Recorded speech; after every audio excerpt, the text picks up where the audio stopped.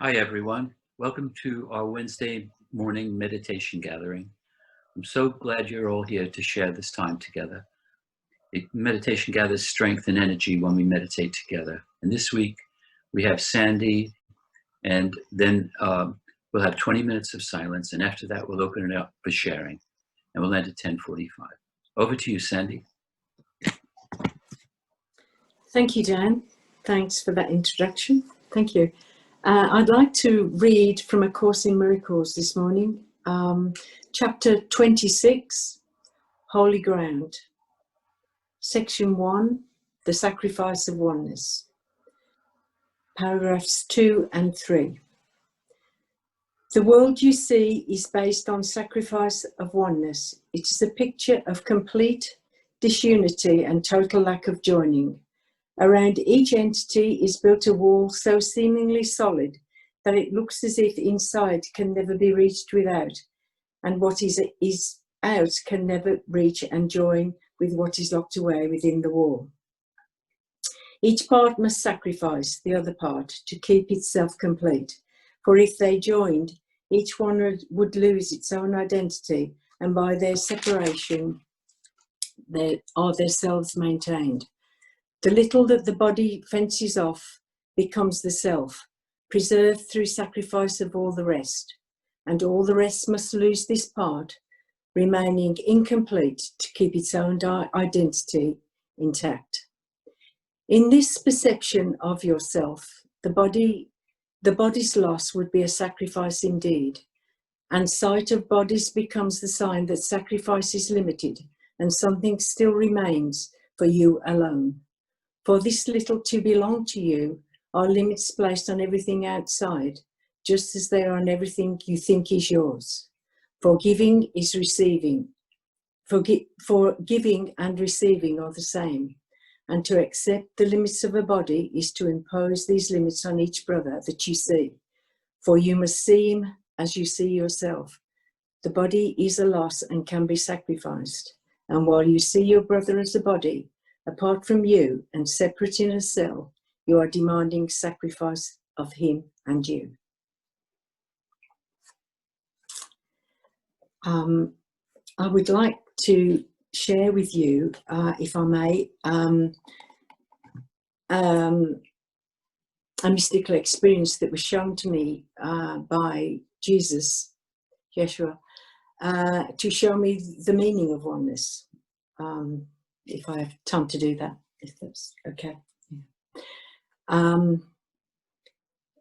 In this mystical experience, I was standing in the lounge of a house with a partner that we lived in, gazing through the window at a beautiful day, just a beautiful day, wondering what we would do on that day. The golden sunlight started to change colour from gold to white, and the bright white light seemed to get nearer and nearer as it approached the window. As it came in through the window, the light just came in and seemed to surround me. The light had a presence. A presence that took my breath away, so pure, so perfect, so complete. It just took my breath away. It was all around me, and then the light started to pulsate. I can only describe it as going in and out, in and out. I felt a sensation in my left ankle, which seemed to move up my foot, through my leg, through the left side of my body to my left shoulder. As with this sensation, I felt as if all the hurt and sadness and pain that I carried at that time was just being lifted away. With each pulsation, I felt younger and younger. and so at peace, so at peace. The light stopped pulsating, and I was just left in this beautiful space in peace and love, and a space that I'd never experienced before. I thought I must be dead. I'm dead. Am I dead? No answer. Will I see my relatives? Will I see my relatives? The light moved.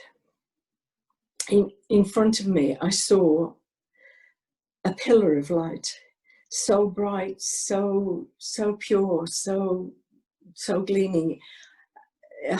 I knew this pillar of light to be God. It wasn't stationary. It was moving and rolling, as if with joy, as if with laughter. I don't know. It was moving. It was God. And to my left were three what seems to be piles of energy that I just knew to be my relatives. There were no hands and feet. With this realization that they were my relatives, that the light, the three balls seemed to merge, the light just merged together, like mercury merges together. And with the swiftness of light, it seemed to move into the block of light, the block of white light, which was God. The realization hit me then that we are one with each other, one with God, one with God. With that realization, the light just went out. I was in complete darkness. And then I became aware of my outstretched hands. I tried to explain to my partner what had happened. He had seen nothing. He suggested politely that I stepped outside and sat down, and he would bring me a cup of tea. Opening the patio doors and going outside, I just couldn't believe the day. I just couldn't believe how bright it was, how new, how washed it was all washed, clean, bright, new. I saw the plants and the plants and the flowers and the shrubs like I'd never seen them before. It was as if I was looking through a magnifying glass. I saw the stamens. It was all love. It was all creation that was around me. A fly landed on the table where I sat, and I knew the fly. I just knew the fly. I knew intensely the fly. The fly was me. It was me. I saw his eyes, and I saw the reflection of his wings. And I sat there and I've never felt so relaxed in the whole of my life, so completely at peace. I was just at peace, just gazing in wonder at all. And I just knew, I knew I was one with everything, one with it all. And I had a feeling that I just knew. I don't know what, I didn't know what then, but I just knew. This time seemed like 10 minutes, but in actual fact, I was told it was hours. So I lost time.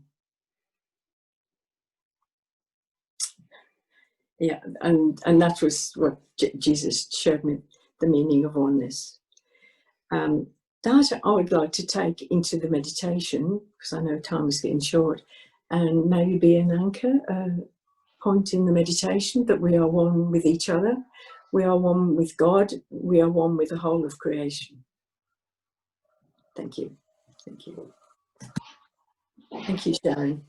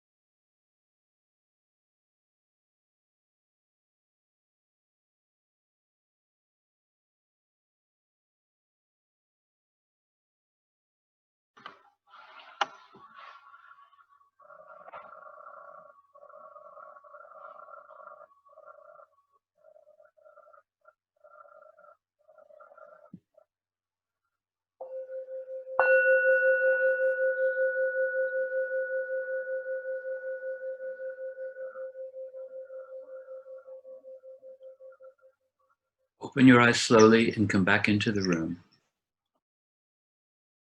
We have 15 minutes left for sharing your reflections and your questions. If you'd like to speak, raise your hand, or you can use the reactions button at the bottom of your screen and I'll take you off of mute. And if you'd like to ask Sandie a question or comment with confidentiality, put your message in the chat function at the bottom of the screen and I'll read it out.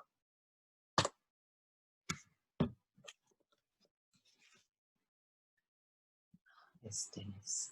Sandie. Dennis, what would you like to say? Thank you.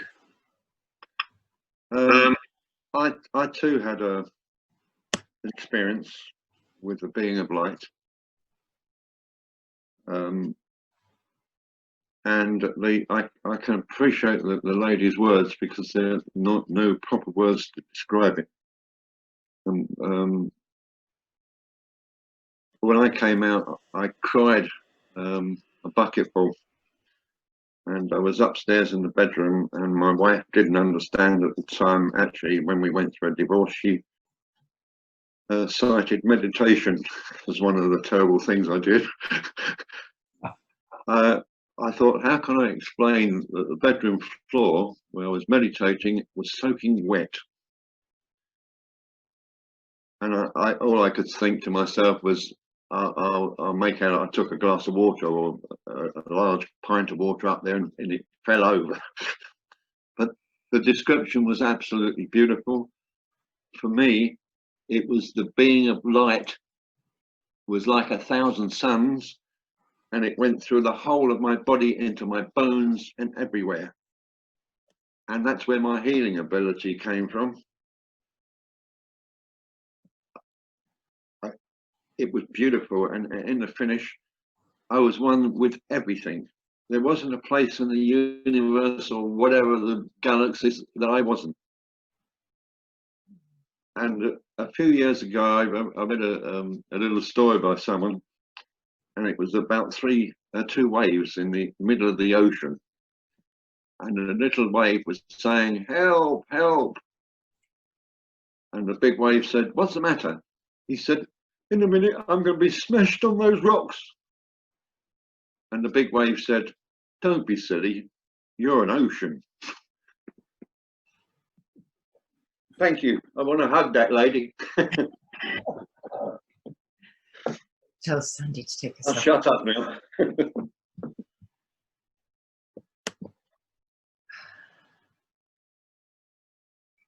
Sandie, you're on mute. That's it. Take yourself off. Good. Yeah, thank you. That was lovely. Thank you. What Dennis had to say, that was beautiful. I have a few comments in the chat function. One says, so powerful to hear Sandra's experience. Thank you so much. And the next one says, a heartfelt thank you, Sandie, for blessing us with sharing your divine experience. I will treasure that. And a third one says, can Sandie say what the page number is, please, from your reading? Yeah, sure. It's well, page 775 it would be.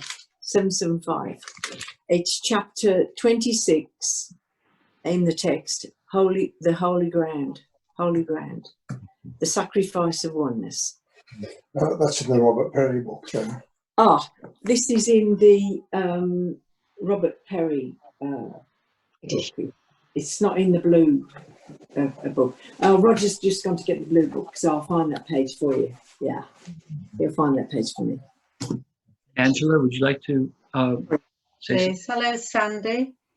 Thank you for a beautiful meditation and the reading and your account of your experience, which was just lovely. I could feel it, and I'm sure we all could.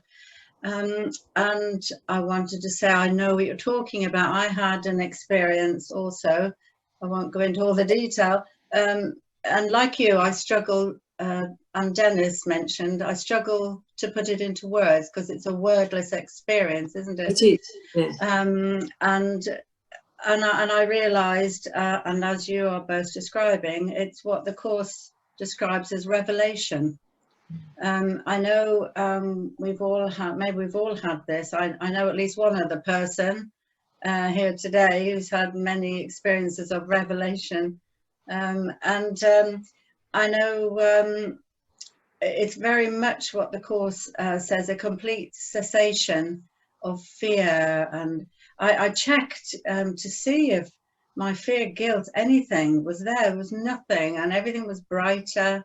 Not so that it hurt my eyes, because I have light sensitive eyes, but it was so clear and beautiful, the whole world. And this happened to me while I was driving, and for the last half an hour of my journey. And the thing is, that's what also convinced me that we can have this enlightenment experience without stopping anything in our daily lives, because my driving still carried on being the same as it was, but I had this experience of not being a body, of being spirit, and every person I drove past, I completely knew they were part of me. I knew they were my family. I knew them, even though I'd never seen their bodies. I knew them, and they knew me. And it was just an amazing, beautiful, quite lengthy experience, but while I was driving. And so, you know, it just showed me, oh, I can have all, you know, I can have this joy, this beauty, this spirit, and carry on with my everyday life. Yeah. So thank you for sharing yours. It brought back mine too. Thank you. That was beautiful, really beautiful. But for me, it says at this time, this present time that we're going through now, that we're to care for each other, we're to love each other. It's bringing us, it's separating us in one way, but it's bringing us closer together in another. Do you feel? Yeah. I feel that there's just love there, love, and people are changing, and we must look after each other. We must get to be together. We must look after the planet. We are one. We are one with everything. We are it. We are. I am. Joinings like this, can I just say that joinings like this really help to keep that flame burning. So thank you, Teresa and Dan.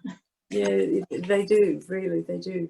Yes, yes. Can I just say, I haven't had any experience like that, Sandie, and I just want to thank you, because to hear it, it just sort of speaks to my heart, not my head. It bypasses that bit, my thinking, and it really. So thank you. It's like a remembering.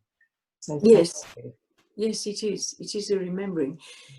You're right, because that experience happened to me in April 2003. And at that time, I didn't study A Course in Miracles, and I didn't study anything. But that was the start of that changed my life. That I found A Course in Miracles. I was led to A Course in Miracles, and led to the Way of Mastery. That changed my life. But it's a remembering. You already know. It's a knowing that you seem to already have. But we're awakening to the Christ within. We're remembering what we've chosen to forget. Yeah, that's what it feels like. It felt like, yeah. Sarah Rose, would you like to? Yeah. Thank you. That was very beautiful. Yeah, I haven't had such an experience, but it's lovely to hear it. I was one of the. I mean, obviously it's not the major part, but I was very interested to hear how you felt like a fly, because that's what I've always thought in the Course of Miracles. There's part somewhere it says in the Course of Miracles, and all living things. So I've taken that to heart, because most people seem to say, oh, it doesn't really apply to the world, and I've always thought, yes, it does. The spirit of trees and the spirit of stones and the spirit of the earth. Yes. And I've just decided that, you know, that's what I feel, even though apparently people say that it doesn't belong in the Course of Miracles, but you've kind of confirmed that. So, and I'm pleased about that. I mean, whether it does or it doesn't, I don't know. But I mean, obviously, it's not the physical parts; it's the spirit of us. It's not just humans. You know, like we all belong. So it was nice to hear that. I know the other thing. I was wondering, like, were you having a difficult time when that happened, or were you feeling quite expansive just before it happened? When it happened, it was at a time in my life where I'd just been diagnosed with MS, Oh. multiple sclerosis, and I was talking to God endlessly, endlessly, and I thought I was going to die, and I had various experiences through that. Yeah. And are you healed now? Yes. Oh, yes, completely. No tablets. Completely. Yes. What, from that experience? That changed my life. Yes, and Yeah. I was led to go to Tai Chi, go to church. From that, I found A Course in Miracles from church. There was a lady at church that actually studied A Course in Miracles, and it's taken me 17 years to realise the truth of that mystical experience, because I just didn't know what was going on. I didn't know what it meant or anything. So yeah, it changed my life. Yeah, thank you. Anyone else have a question or a comment?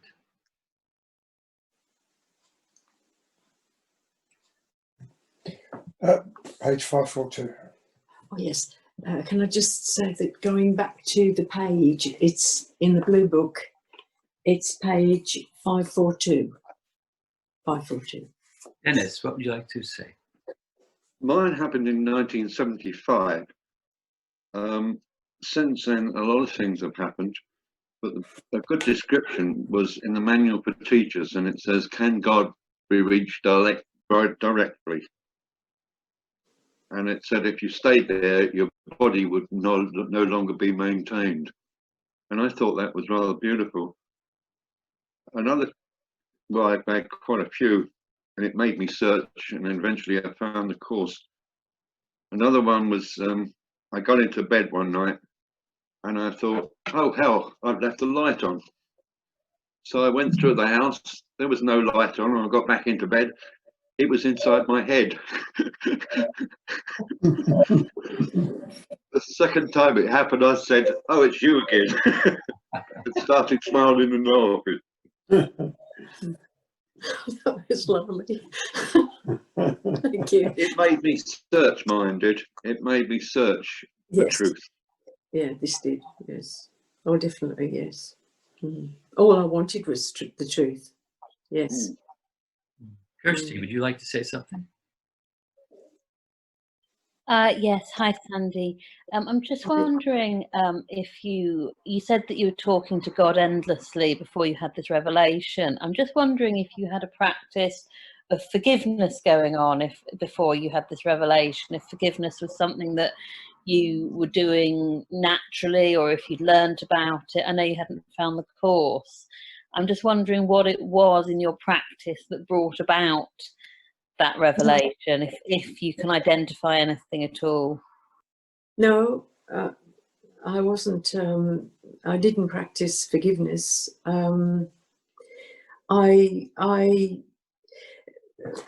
With the diagnosis of MS, I thought that's it.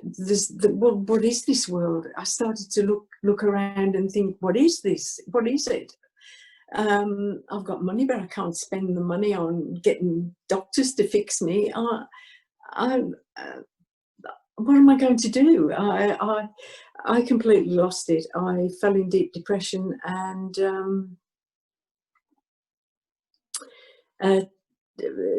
took to my bed, didn't have a wash, didn't sleep, didn't eat, didn't drink. And from that, just lying in bed and looking out of the window, I started to ask questions of God. I started to ask, what is this? What is this world? What am I doing here? What does it mean? And from those questions, I was getting that this world is just not real. And it all seemed to start from there. And I asked if I was going to die, and then I I had a vision, and it was a revelation, yeah, that I had. Did I want to change my life, or did I want to die? Did I want to sink or swim? And I wanted to swim. I wanted to choose again, as the Course says. Yeah. Catherine, would you like to have a question or a comment? Yeah, Sandie, you said that it's taken you 17 years to understand it. Oh, have I gone? We can hear you. Oh, it's just There you asking me. Okay. And I know that, like myself, you gave a talk at the Miracle Cafe in Oxford in 2013. Yeah, when you were already very light-filled and passionate about A Course in Miracles. So I just wonder what has, what leads you to say, what has changed this year or recently that leads you to say it's taken you 17 years to? Yeah, it's a good. To totally, I suppose, just to totally understand, to totally realize what happened. That I am one with God, and I am one with everyone. It's an ongoing process, isn't it? So there's not something, I just sort of picked up on that, but there's not something that's again happened recently that, because it was so clear you had that experience, but maybe you didn't have a context in which to place it, or or do you think in 5 years' time you'll be going, it's taken me 22 years to because you'll be getting a deeper level. That's a good question. That's a good question. Good question. I did pull away from God for a while, to be honest. Going through special relationships and what was happening to my mum and the problems and the pain and suffering that my mum went through. I pull back a little with God, I think. But now I realise that there is only the truth. This world is not real, and I'm to answer Jesus. I am to follow God. I have to say yes. I have to say yes to God. If that's the whole truth. I have to say. We've come to the end of our meditation this morning. Please just take yourself off mute, and thanks, Sandra, for a wonderful share. Thank you so much, Sandra. Thank you, Sandie. Thank you. Very amazing. Yeah, thank you for sharing. Sandie, thank you. Sandra. Beautiful. Sandie. Thank you, everybody. Thank you. Thank you.